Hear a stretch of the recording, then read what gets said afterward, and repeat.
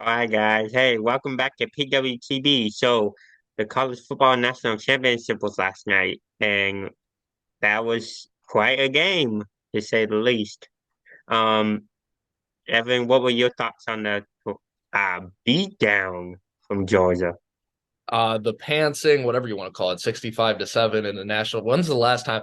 That was like when Wisconsin, I think Wisconsin was in the Big Ten championship game versus Ohio State a long time back, and they lost like something like that too. I don't know. But yeah, we asked TCU fans that they wanted to come on and talk, but none of them did. I'm sorry. They just didn't want to discuss. But really just about the game though, is that this to me more than anything, and we said this in the comment. Remember, we did that TCU video a while back, and we were wrong about that. We would admit when we're wrong. TCU has a very good. What's the quarterback's name? TCU. Max Duggan. Matt. Yeah, he is impressive. He will be an NFL pick, second, third round draft, depending on how the combine goes. But my thing with this game, it showed how big of the divide it is with the SEC. And I did so. Did you guys know that? Because this was a down year for Alabama, right? Alabama has not lost a non-SEC game since 2018, so it's been 4 years. Neither has Georgia. I looked that up too. Georgia hasn't lost a game in 2 years, period. Or actually, I take that back. They lost the SEC championship last year, but they have both not lost an SEC game in 4 years. That's insane. That is insane. And it was shown last night. I mean, no, I actually give props to TCU for beating Michigan. Mainly, yes, Michigan could be overrated, but TCU showed that they belong somewhere. But it's the SEC versus everybody else. This decided it. This proved it to me that there's not really a competition, and that's something we're going to have to look at going forward. When you talk about the 12-team playoff, like you can't have the MAC champion in there, you can't have Conference USA champion. You got to have the top dogs in there. And TCU showed their worth. They could be valid in a 12-team playoff. They probably shouldn't have been in this time. They did get a nice win against Michigan. I still whole believe that they had no place in the playoff, and it should be reserved for the best four teams. But that's my takeaway, is that really this just showed that it's the SEC versus everybody, and the SEC is dominating. Yeah, yeah, I agree with that. Total beatdown, 65-7. Max Duggan had two picks. I mean, you touched on it earlier. I mean, Max Duggan is an NFL draft pick. I have him early second round projected, early middle second round. Um, he was just not on his game last night, and it showed. He kind of rolls like a Russell Wilson type. Like, I don't know how big in size he is, but like the way he can move around on his legs, he makes those pocket passes time to time. He's impressive. But let's talk about TCU as a team, because again, the team is 500 without this guy. That was proven last night. Yeah, The only reason they beat Michigan is because he went off. So again, maybe a school like TCU or a middle Big 12 school like maybe Oklahoma State or someone like that can get a quarterback and get hot some years. But the talent gap and the recruiting, because it's Georgia, Alabama, and that's been the main feed. Yes, there's Clemson, yeah, but they recruit pretty much the same as Georgia and Alabama. Notre Dame's come in a couple times. That's just because they're an established brand, but they got wiped the floor. So it's a recruiting advantage. God bless the SEC for taking advantage. And those are the only teams that can beat them, because Tennessee beat Georgia this year, right?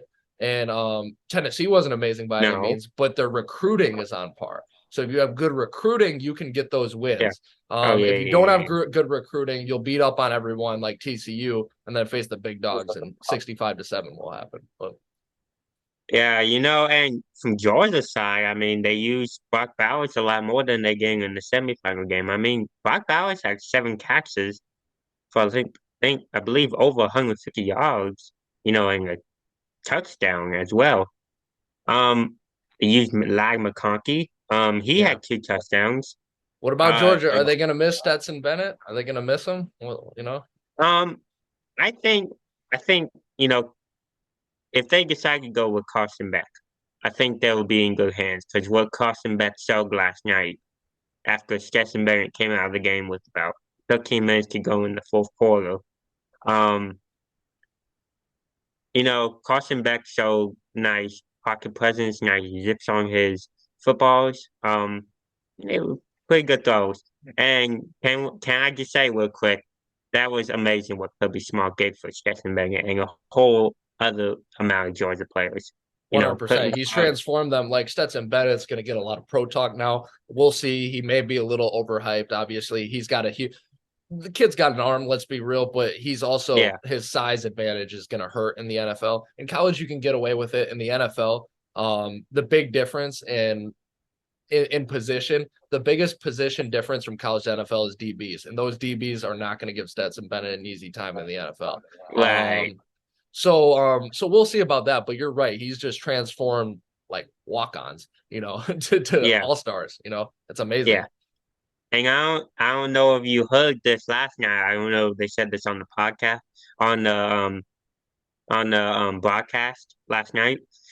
But Georgia's field goal kicker Jack Paul Leslie, this was only his second missed PAT. You know, that was only his second missed PAT in his career. I mean, he missed two PATs and 163 attempts. I mean, that's really good. And all up to TCU too. I said it on my Twitter account last night, which by the way is Jake PB305. Well, Followed up. at that down below in the description. I said it last night. I mean, all up to TCU, they had a great season. I mean, they deserve to be here. And it's yeah, Yeah, most of their fans, I was saying, because while I was snooping around on their pages trying to see if anyone wanted to hop on, most of them were celebratory. They were like, listen, we made it this far. And I think they acknowledge, they know that, it was good that they made the playoff. They're happy that they made the playoff. We may sit here and argue that they shouldn't have, but they know that it's an accomplishment. And it's definitely an accomplishment to beat Michigan, even though we could argue that was more of a choke by Michigan, but it's definitely an accomplishment. So if you're a TCU fan, you got to look good at this. But I'm just saying, if you're a college football fan, you got to be wondering, are we going to get a non-SEC champion anytime soon? And that's a valid question. But yeah. And there are one or two things I like to say more. First of all, TCU did deserve to be here. Their first college football champ playoff appearance in the college football playoff era. They get themselves to be here, and it's quite an accomplishment. Second of all, I mean, congratulations to Max Duggan, Stetson Bennett, and Jalen Carter, and others, by the way, on a fantastic college career at their respective colleges. I mean, they'll be great in the NFL.